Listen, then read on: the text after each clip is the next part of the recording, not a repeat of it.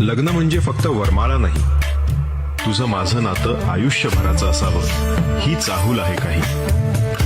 लग्न म्हणजे तुला समजून घेण्याची तयारी, तुझ्या डोळ्यांमधल्या स्वप्नांना साथ देण्याची जबाबदारी. लग्न म्हणजे दोन देह नव्हे, दोन जीवांची मैत्री. चांदणं किती गोड दिस नटून बस अन्न टिपूर जस.